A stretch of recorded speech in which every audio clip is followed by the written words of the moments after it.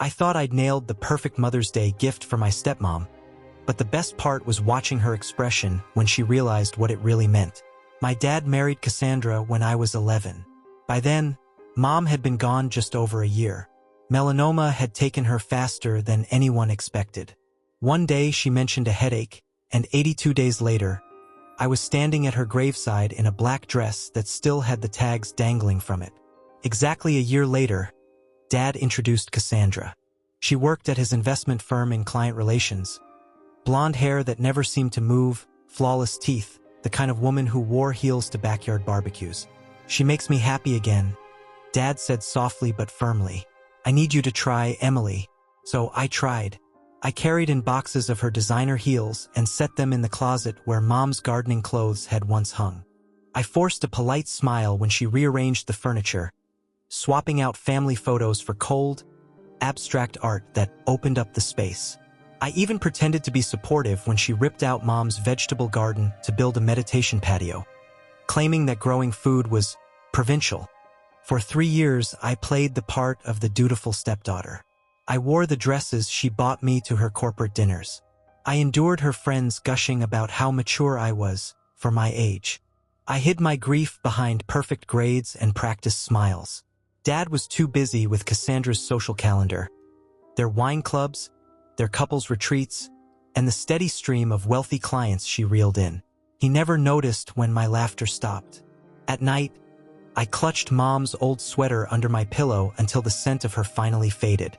Cassandra tried, at least in her way.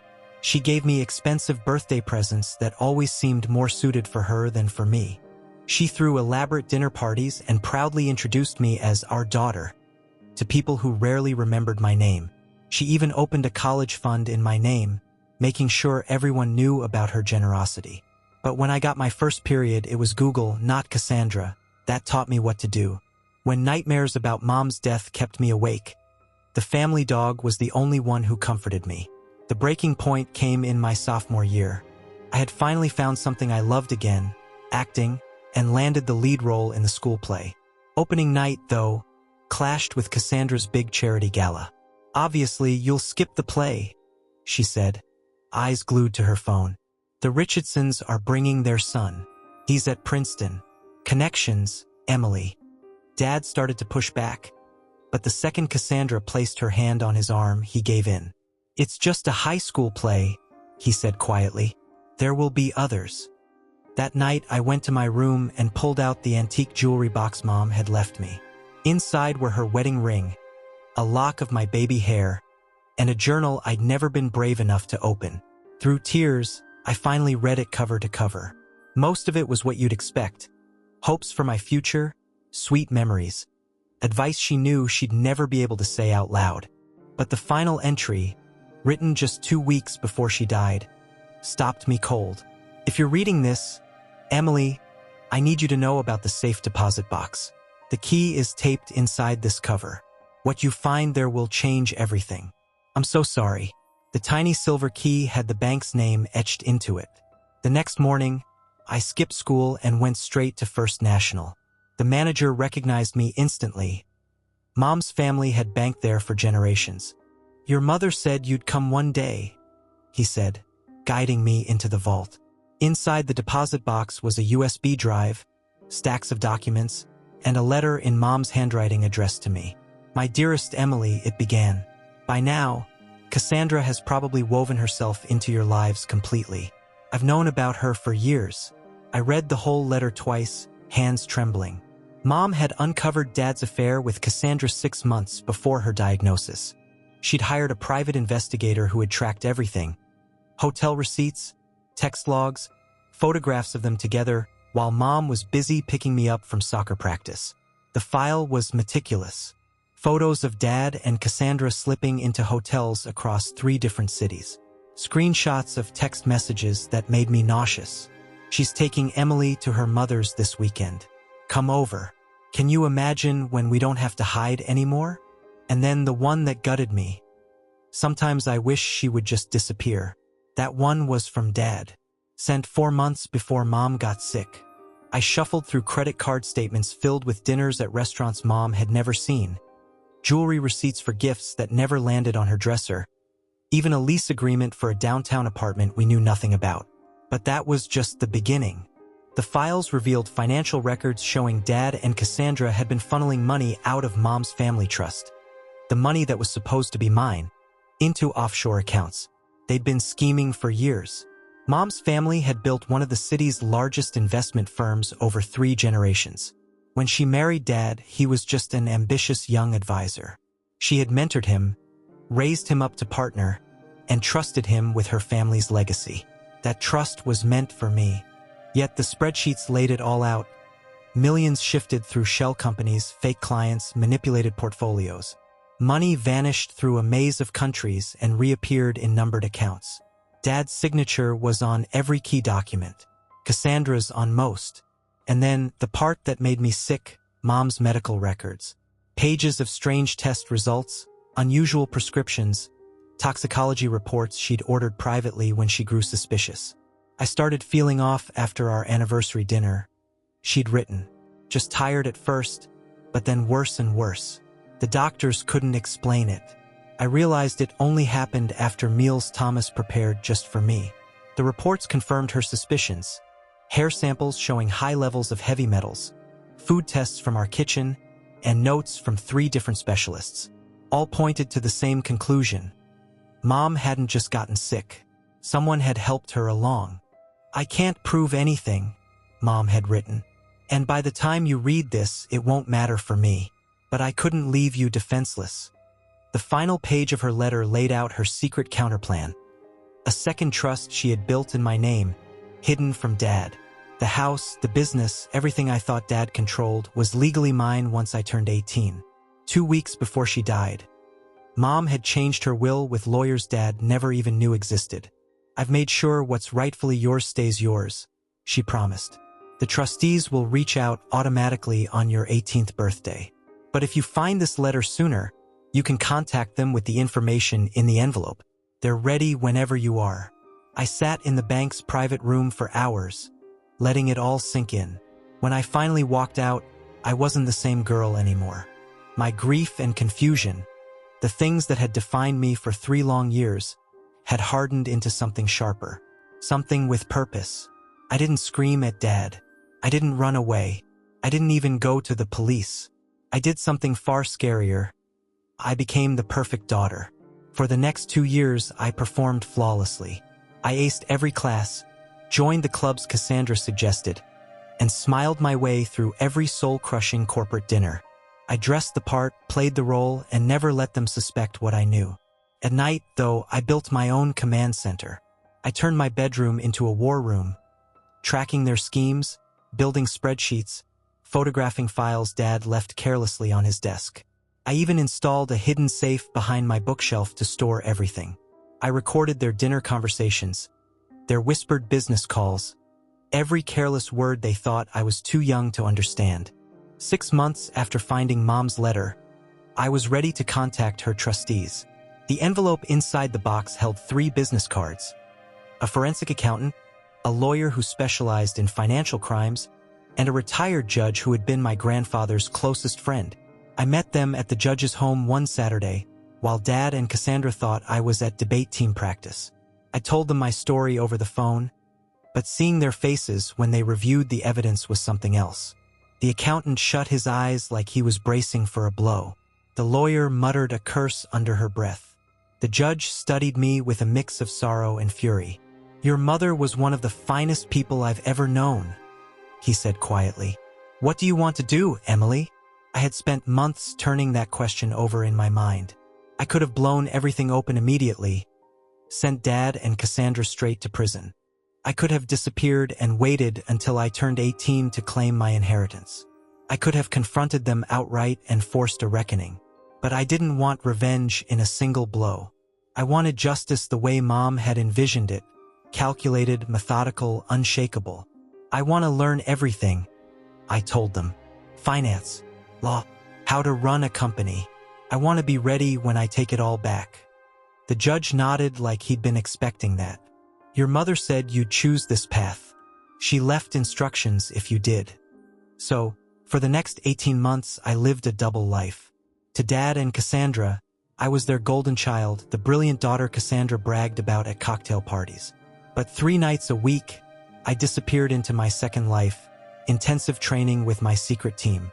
The accountant drilled me on financial statements, fraud detection, and the tangled networks of shell companies. The lawyer taught me corporate law, contracts, and the legal maneuvers that would one day let me take control. The judge opened doors into his network of bankers, regulators, and investment leaders, people who had once admired Mom and despised what had become of her company. Meanwhile, I worked with Mom's lawyers, prepping every detail, evidence, trusts, contingency plans. By 16, I graduated high school a year early. Dad and Cassandra couldn't stop beaming, their prodigy off to Yale on a full scholarship. What they didn't know was that I'd also been studying finance and business online, mastering Dad's company from the shadows, uncovering every hidden account they thought I'd never find. "We're so proud of you," Dad said at my small graduation party. "Just family and their chosen friends. You've exceeded all our expectations," Cassandra added, slipping her arm around me for the photographer. "Yale early admission, and the board is already excited for your future with the firm." I smiled for the camera, knowing that in less than 2 years, I'd be the one sitting at the head of that board. That summer, Cassandra tried to cement her place. Over lunch at her favorite overpriced restaurant, she reached across the table and touched my cheek. "You're my daughter in every way that matters," she said sweetly. "I think it's time we made it official. Let's finalize your adoption before college." I studied her face carefully, the faint tightness around her eyes, the quick glance she gave Dad before looking back at me.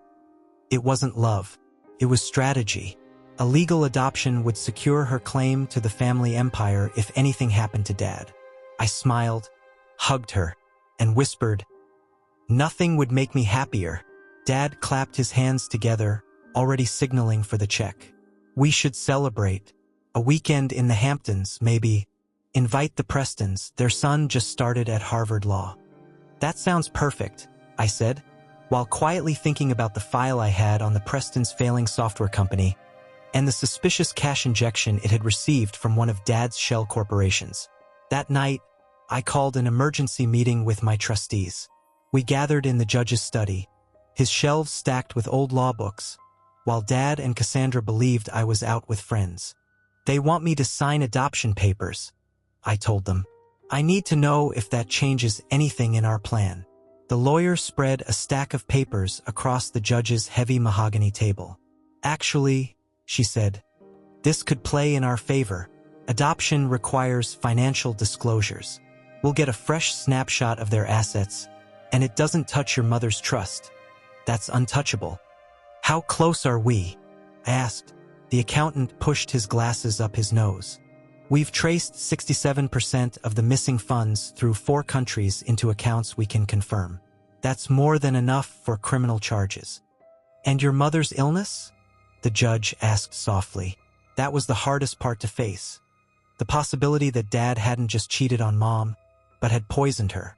The medical experts we'd spoken to couldn't say murder with certainty, but the evidence was troubling enough to spark an investigation. "We'll keep that separate for now," I said firmly. "One battle at a time." As I was leaving, the judge slid a small wrapped box toward me. "Your mother left this for you. She wanted you to have it when you were ready." Inside lay a vintage Montblanc pen, the kind with weight and history. "It belonged to your grandfather," the judge explained. "She used it to sign her first major acquisition. She wanted you to carry it when the time came to take back what's yours." From that night on, I carried the pen everywhere. It became my talisman, my promise.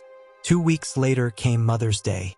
Cassandra always treated it like a Broadway production, lavish brunches, staged photo shoots for her carefully curated mother-daughter image online. This year, she'd planned a garden party for 30 of their closest friends, with the adoption announcement as the centerpiece. I spent the entire week before preparing my gift, working late into the night in my room, gathering evidence, compiling documents, crafting the perfect presentation. The irony wasn't lost on me. It was the most thoughtful gift I'd ever given her. The morning of the party dawned clear and mild, perfect weather for Cassandra's show. By sunrise, caterers, florists, and planters filled the backyard, transforming Mom's old garden into something glossy and soulless. I found Cassandra in her dressing room, surrounded by a battlefield of rejected outfits. "Which one?" she asked, holding up two nearly identical cream dresses.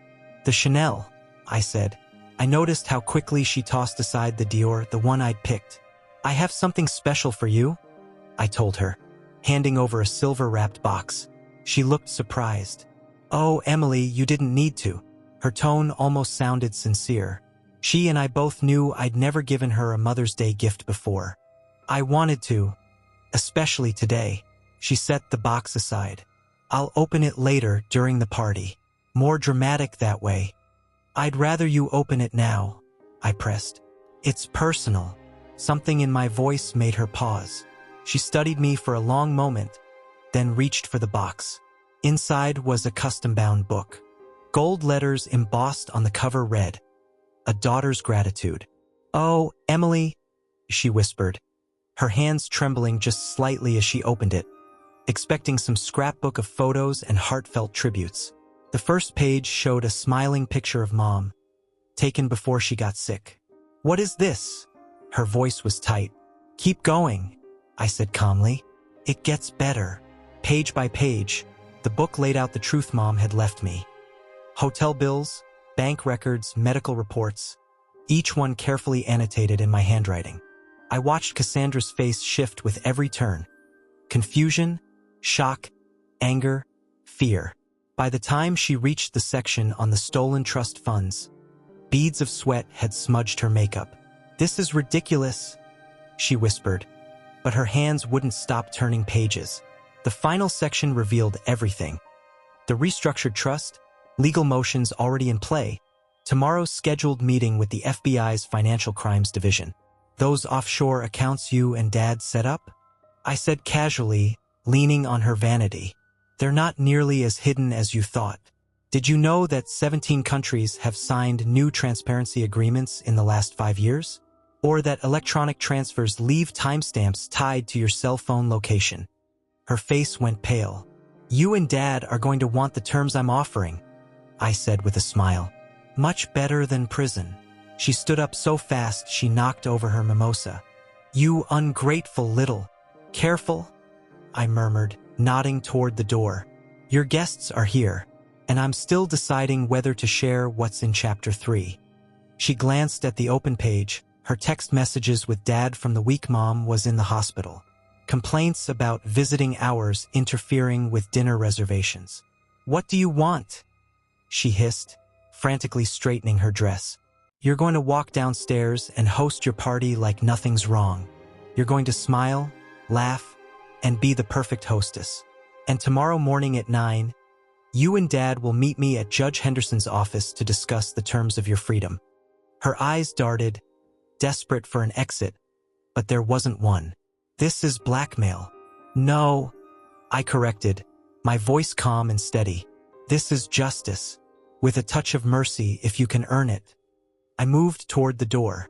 "Now fix your makeup. You have 30 seconds. People are waiting." The party dragged on for 3 long hours. Cassandra held herself together with trembling hands and a smile that never touched her eyes. I played the part of her adoring daughter perfectly, raising toasts full of double meanings only she could understand. "Emily has been such a blessing," she gushed to Mrs. Henderson, the judge's wife. "I couldn't love her more if she were my own." "And Cassandra has taught me so much," I replied smoothly, locking eyes with her. "About loyalty, about consequences." Mrs. Henderson looked between us, sensing the undercurrent, but unable to name it. "Well, you two are clearly perfect for each other," I said with a smile that didn't reach my eyes. Dad texted that he was running late. Something about finishing up his golf game. Fine by me. His own gift was waiting for him in his office. A matching book filled with evidence tailored to his role in everything. As the afternoon waned, the guests trickled out, praising Cassandra for the elegant event and congratulating me on Yale. I stood by her side at the door, hugging women drenched in expensive perfume and insecurity, shaking hands with men who had once known my grandfather but could barely recall my name. "Is Cass okay?" One of Dad's partners asked quietly. She seems tense. She's just emotional about the adoption, I replied smoothly. Today's a big deal for her. When the last guest left, Cassandra vanished upstairs. 20 minutes later, I found her in the bedroom, frantically shoving clothes and jewelry into a suitcase. Going somewhere? I asked from the doorway. She spun around, clutching a fistful of necklaces. You can't prove any of this. It's circumstantial. The FBI doesn't think so. Neither does the SEC. But go ahead, run. They're expecting that. There's been an agent parked at the end of our street for 3 days.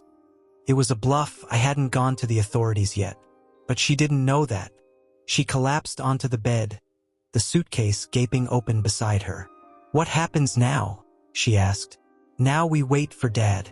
Then we talk terms. An hour later, Dad came through the door, calling her name. I met him in the foyer holding his book. How was the party? He asked, loosening his tie. She's upstairs, but you should open this first. He flipped through the pages silently, his expression unreadable. Cassandra had unraveled. Dad, the lawyer, shut down into cold calculation. Finally, he looked up. Where did you get all this? Mom left it for me, along with instructions. A flicker of something, pain, regret, crossed his face before he forced it down. Emily, whatever you think you know, is documented in triplicate and stored in multiple secure locations. I cut him off, including evidence about Mom's decline. Evidence that suggests more than just fraud. His face turned gray. You can't seriously believe I poisoned her. I don't know. The experts can't say for sure. But there's enough for an investigation. He closed the book gently, like it might explode in his hands. What do you want? The same thing I told Cassandra. 9 a.m. tomorrow. Judge Henderson's office. We'll discuss how you can avoid prison. Later that evening, after Dad had retreated, I found Cassandra sitting in the garden. Mom's garden once, now a sterile showroom of white furniture. Why now? She asked without looking at me. Why wait all this time? I sat beside her, smoothing my dress. Because Mom taught me patience, and I needed to know everything first. What do you want? I'd rehearsed this moment for 2 years, imagining triumph, maybe joy. Instead, I felt empty. Dad transfers control of the company to me through the trust. You both resign publicly but stay on as consultants under my supervision.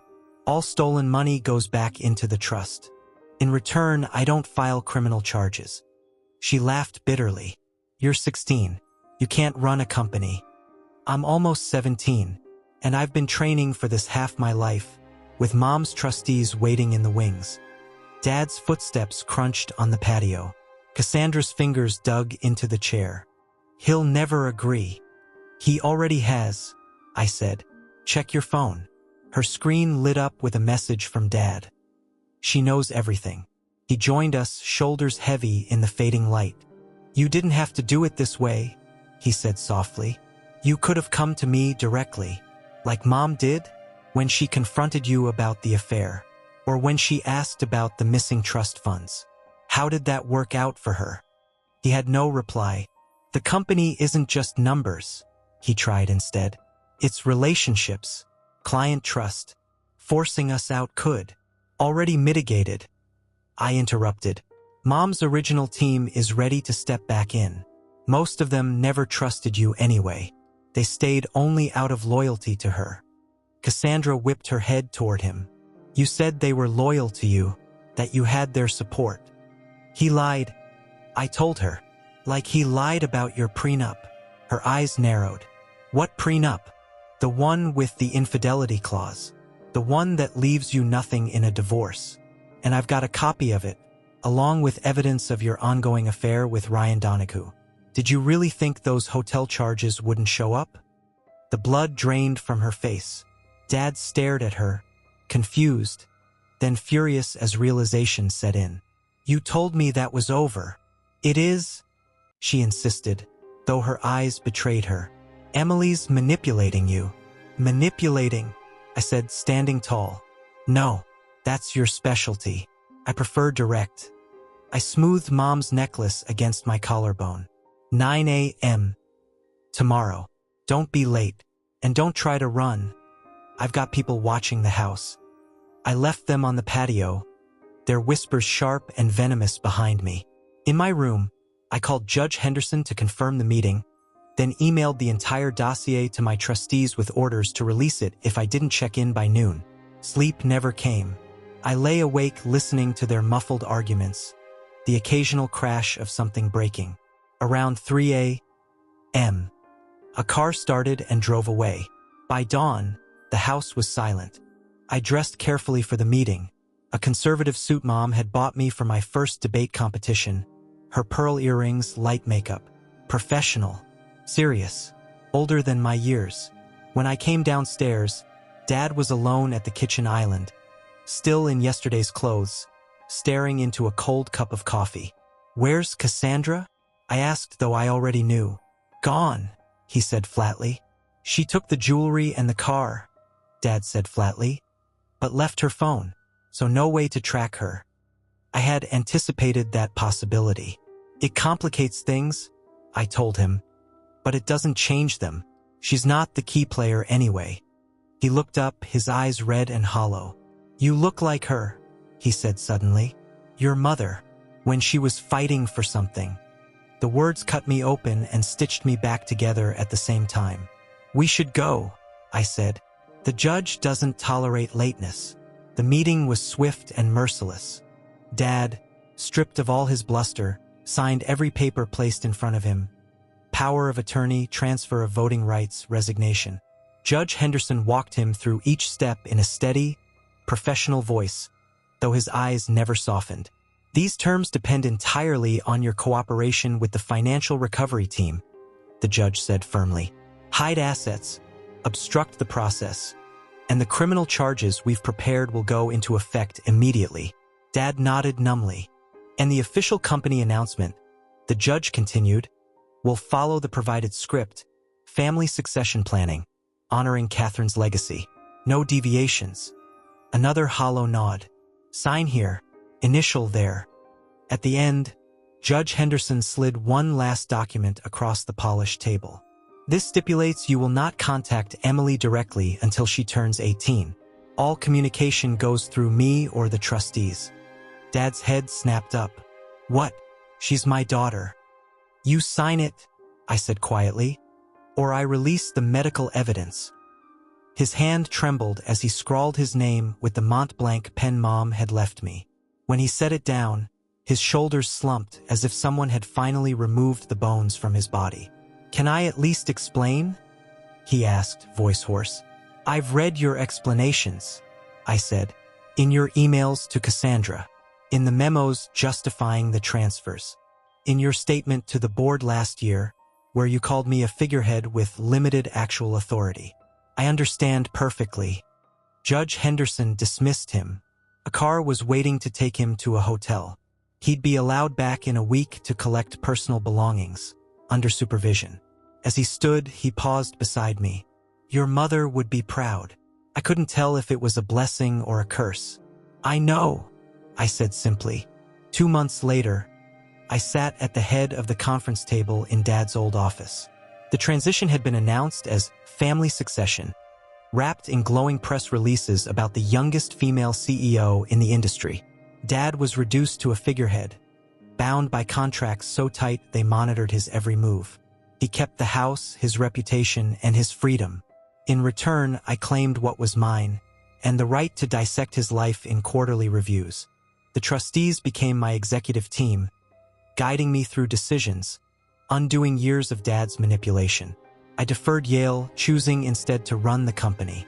Cassandra turned up in Miami 3 weeks after she fled, caught by the FBI trying to access one of the offshore accounts we'd flagged. She spent 2 nights in jail before Dad's lawyers secured her release in exchange for cooperation. She slunk back to Connecticut, confined to a sterile condo, her title gutted, her authority non-existent. The prenup sealed her fate. Dad filed for divorce, citing infidelity and abandonment. She threatened exposure until my lawyers reminded her she'd be first in line for indictment. It wasn't justice for Mom. Nothing could ever be. But it was the beginning of what she'd wanted for me. Control, protection, accountability. Quietly, I continued the search for proof about Mom's illness. I hired specialists to re-examine preserved tissue samples, tested her old belongings, interviewed the doctors. Always the same result.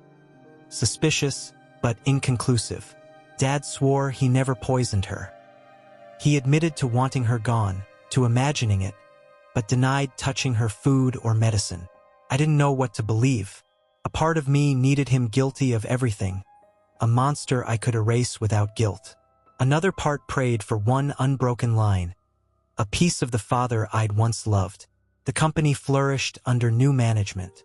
We clawed back stolen funds, rebuilt client trust, cleaned up every mess. I worked 16-hour days, often sleeping on the office couch. Home never felt like home again. 6 months in, I sold the house and moved into a downtown apartment. Dad retreated to a smaller place in the suburbs, stripped of his clubs and friends. The company's announcement had been polite but clear. He'd been forced out. Last week, I visited Mom's grave for the first time since finding her letter. I laid wildflowers across the stone. I did what you asked, I told her. The company's safe. Your legacy is protected. I wish you could see it. As I turned to leave, I noticed Cassandra standing at a distance, clutching a small bouquet. Our eyes met. She didn't approach, just nodded once, then walked away. Some lessons take years to deliver. Some gifts keep on giving. Every Mother's Day since, I've sent Cassandra the same thing. A single photo of Mom smiling in her garden, with a note that reads, "Thinking of you today." She never replies, but I know she understands. It's the only language we have left.